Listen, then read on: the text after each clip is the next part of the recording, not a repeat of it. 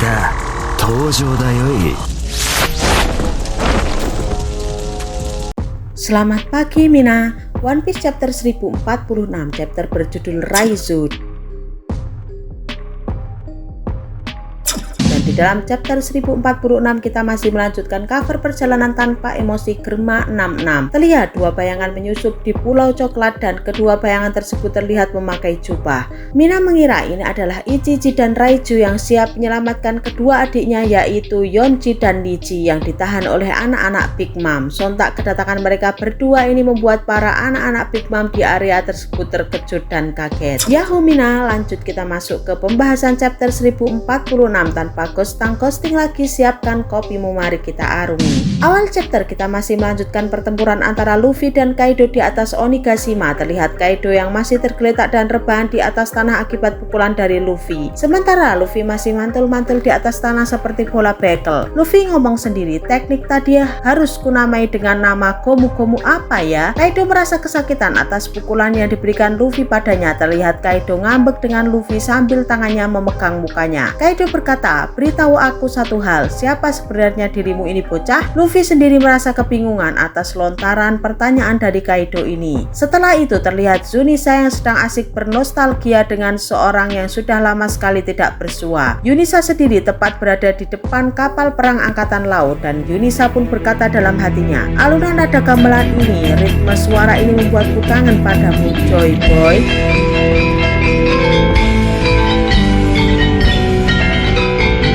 Kemudian halaman selanjutnya memperlihatkan Ari terjun di Pulau Wano Kuni, seakan-akan Yunisa bernostalgia kembali akan masa lalunya bersama Joy Boy. Yunisa berkata, seakan-akan kau berada di sana, aku terselimuti dengan rasa senang dan bahagia. Semuanya ini terasa takdir yang sudah digariskan pada kita. Aku jadi berpikir sebaiknya kita percayakan semuanya pada anak ini. Kemudian panel berpindah ke area pertarungan Luffy dan Kaido. Luffy yang tadi merasa bingung atas pertanyaan to the point Kaido ini sontak menjawab dengan tegas dan dalam tempo yang sesingkat-singkatnya. Luffy berkata, aku adalah Monkey D. Luffy, orang yang akan melampauimu dan aku akan menjadikan seorang raja bajak laut. Kaido menjawab, woro, aku sangat senang kau masih bisa angkuh dan sombong dengan ucapanmu itu bocah. Itu yang disebut awakening, di mana raga dan pikiranmu bersatu memanfaatkan potensi kekuatanmu yang berada di sekitarmu. Namun kekuatanmu itu sungguh sangat konyol sekali. Aku sudah rugi banyak atas perang ini, mulai dari waktu, tenaga, anak buah, kastilku hingga harta berhargaku lainnya rusak semua. Namun pastinya dari pihakmu seperti juga kan topi jerami? Luffy merespon, banyak hal yang harus kurebut kembali darimu. Apapun yang terjadi, kau sudah terlalu banyak mencuri dari kaum-kaum tak berdosa.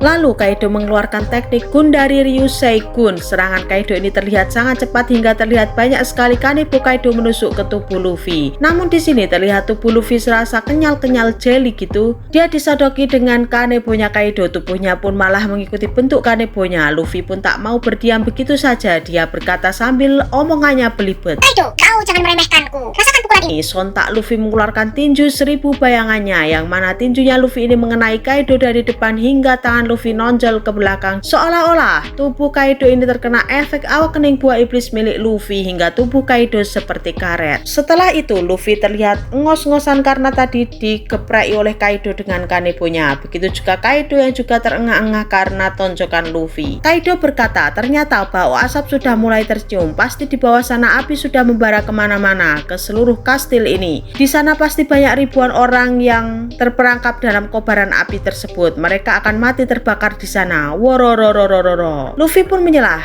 tak masalah karena aku sudah mempercayakan semua ini pada mereka semua yang berada di bawah. Jadi tak ada yang perlu dikhawatirkan. Terus tugasku di sini cukup melemparkanmu ke dalam gentong saja.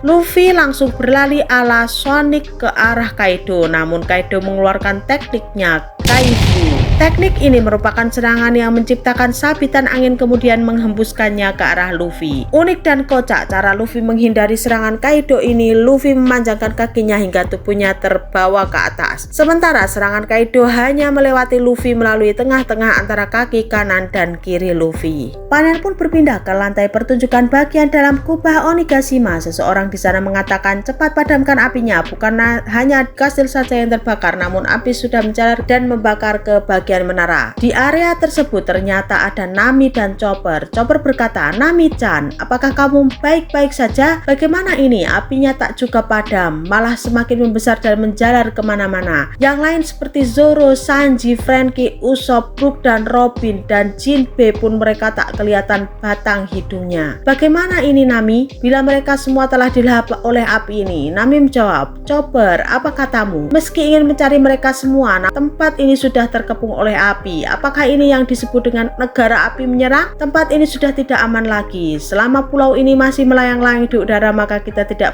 punya tempat untuk kabur dari tempat ini." Lalu Chopper bertanya pada Zeus, "Zeus, kamu kan sebuah awan, kamu tentunya bisa membuat hujan kan?" Zeus menjawab, "Iya bisa, namun kalau apinya sebesar ini bukannya api yang padam, tapi aku sendiri yang terbakar." Dan terlihat pulau Onigashima yang melayang di udara dengan kobaran api yang merona seperti puing-puing reruntuhan dan batu-batuan mulai berjatuhan. Sementara di lantai bawah tanah bagian dalam kastil Onigashima, salah satu gifter berteriak kencang, "Percuma saja kita semua sudah dikepung ketat oleh api ini. Tidak ada lagi tempat untuk melarikan diri. Ini sungguh sialan sekali." Di sisi lain, pada lantai 1 Onigashima, di sini ada kru bajak laut hati. Terlihat Beppo yang digotong karena kepanasan oleh rekan-rekan aliansinya. Beppo berkata, "Aku adalah beruang kutub. Aku tidak bisa akan panas ini." Penguin pun meresponnya, "Dasar kau Beppo. Saat keadaan begitu panas-panasnya kau malah merepotkan saja. Sepertinya kita tak akan selamat dari sini. Kapten, tolong." Sedangkan di lantai bawah tanah ada Brook dan Robin. Di sini kita melihat bahwa ada salah satu perbincangan nyeleneh dari para samurai yang menyangka bahwa Brook sudah mati dan terbakar oleh api. Samurai tersebut berkata, wah,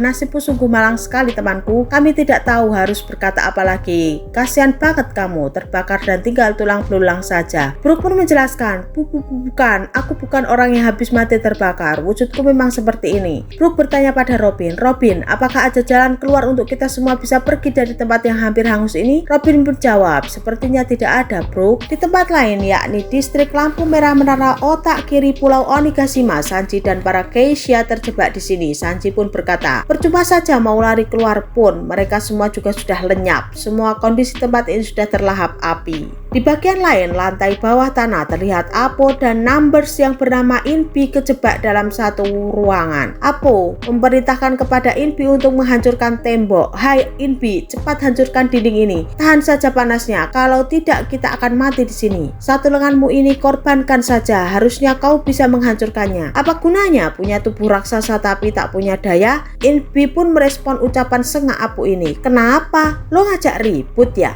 Di sisi lain, kita bisa melihat Usopp dan Hamlet mencoba memadamkan kobaran api besar ini. Usopp menggunakan teknik pamukasnya Green Star Sprinkle. Terlihat muncul beberapa tumbuhan yang mengeluarkan air, namun alhasil mak cekuni, tidak ada gunanya. Hamlet berkata, "Tuan Usopp, yang Anda lakukan itu sama saja seperti memberi garam pada air laut. Itu tidak ada gunanya, hanya misalkan kesia-siaan saja." Usopp menjawab, "Berisik kau, aku ini sedang berjuang dan berusaha. Aku sudah berjanji kepada Izo untuk menyelamatkan Kiku dan Kinemon. Aku juga berusaha dan berdoa menyelamatkan diriku sendiri." Hamlet membalas, "Tuan, maafkan aku, tolong juga selamatkan diriku ini." Sementara di menara otak kiri Onigashima, Franky juga berteriak, "Kastil ini sudah benar-benar dimakan oleh si jago merah. Sebaiknya kemana aku bisa melarikan diri? Nyawa Zoro yang sedang aku bawa ini dalam kondisi kritis. Aku harus segera membawanya ke bidan. Ke dokter Chopper maksudnya." Sedangkan pada lantai 4 bagian dalam kastil Onigashima terdapat Jinbe dan Raizo. Mereka berdua akan menjadi titik poin penting dalam meredamkan kepanikan semua orang di berbagai sudut. Raizo berkata, "Semua persiapan sudah selesai Tuan Jinbe. Terima kasih atas kepercayaan Anda yang diberikan kepadaku." Jinbe pun menjawab, "Kau adalah salah satu samurai yang dipilih oleh Kaptenku Luffy untuk menjadi salah satu aliansi kami. Jadi dengan sepantasnya aku mempercayaimu." Kemudian Raizo teringat akan kilas balik di masa lalu. Terlihat 20 tahun yang lalu di mana kastil Oden terbakar. Raizo, Kinemon, dan Kawamatsu terlihat menangis melihat kastil Oden terbakar dengan hebatnya. Raizo berkata, "Saat itu aku telah gagal dalam melindungi Tuan Oden. Aku juga telah membiarkan Tuan Momonosuke dan yang lainnya terjebak dalam kebakaran kastil itu. Meski aku telah menguasai salah satu jurus ninja yaitu ninjutsu, namun aku malah plonga-plongo.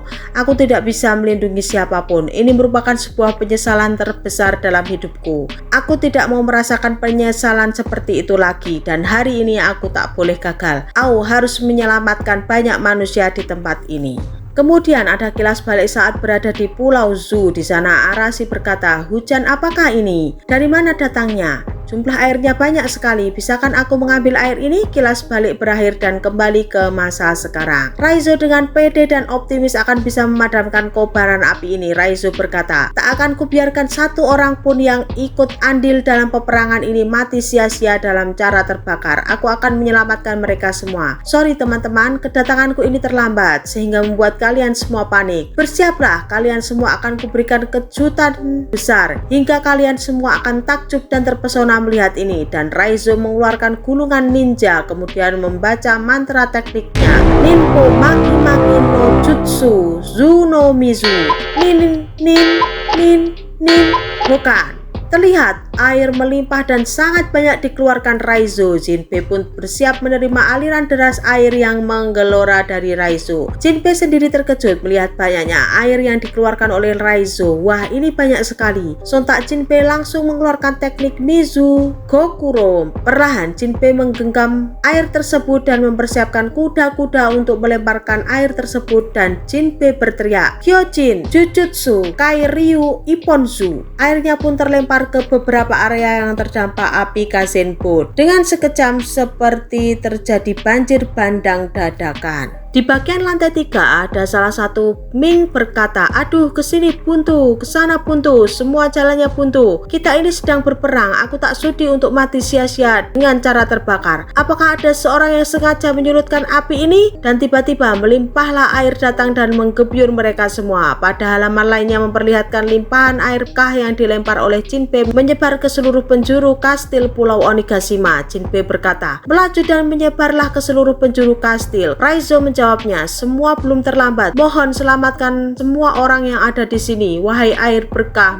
pemberian sang gajah."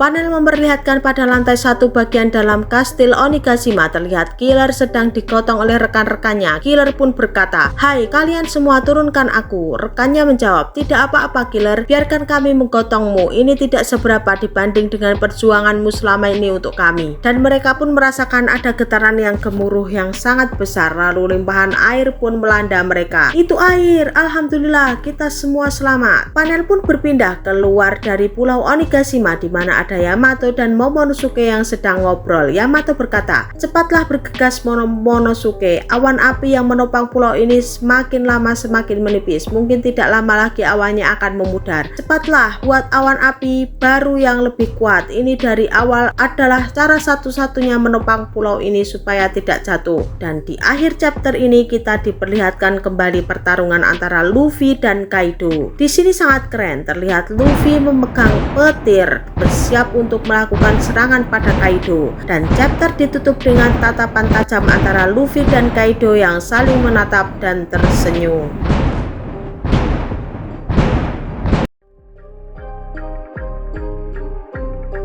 Oke, sampai di sini dulu ya Mina storytellingnya. Apabila ada sedikit noise atau kata-kata yang kurang berkenan, mohon dimaklumi dan dimaafkan. Terus dukung channel Mina Ona ini supaya bisa berkembang dan menyuguhkan kopi-kopi hangat untuk kalian semua. Terus subscribe dan nyalakan loncengnya. Salam Mina.